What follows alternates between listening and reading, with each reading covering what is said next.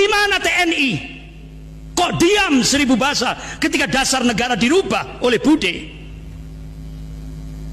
Ternyata Pak, bahkan diprediksi 2024 kalau 10 proyek reklamasi itu jadi, termasuk di Teluk Benoa Bali, akan ada 200 juta rakyat Cina daratan yang akan menempati 10 proyek reklamasi. Ancamannya saya diancam 10 tahun penjara. Tidak tanggung-tanggung. Yang melaporkan itu adalah Eva Sundari, DPP PDIP Pusat. Juhairi Misrawi, DPP PDIP Pusat.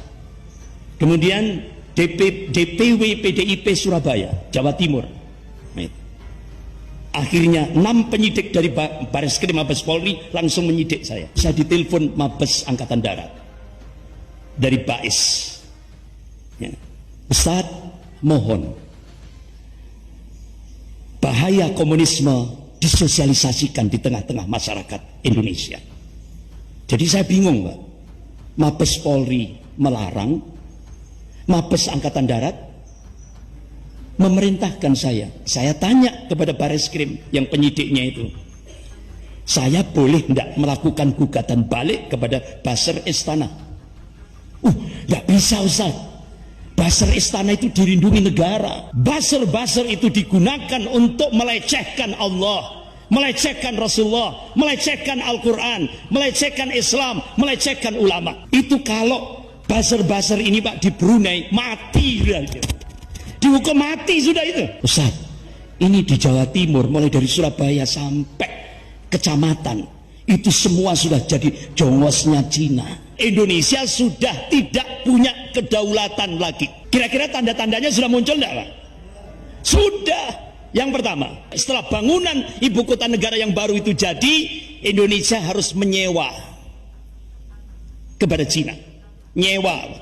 Sementara ibu kota Jakarta digadaikan. Cina diberikan HGB, hak guna bangunan di ibu kota negara yang baru, IKN-nya itu 160 tahun.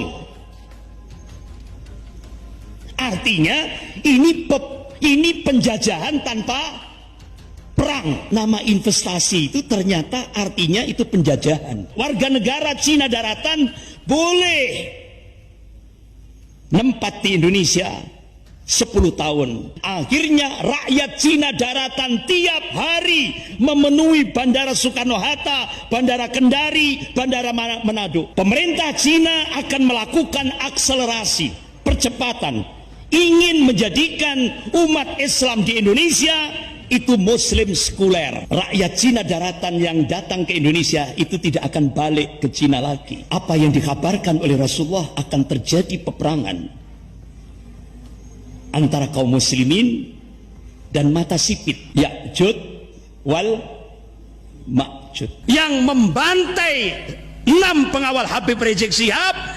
Terbongkar juga, muncullah kasus Sambo. Itu uangnya Sambo itu dimasukkan ke rekeningnya Brigadir Yosua. Berapa Pak yang kemarin persidangan diumumkan? 100 triliun. Akhirnya terbongkar. Siapa presiden, calon presiden oligarki tahun 2024? Ini terbongkar juga, ternyata sudah disiapkan oleh Jenderal Sambo. Siapa Kapolri tahun 2024? Sudah disiapkan rapi sekali. Akhirnya gagal, berantakan.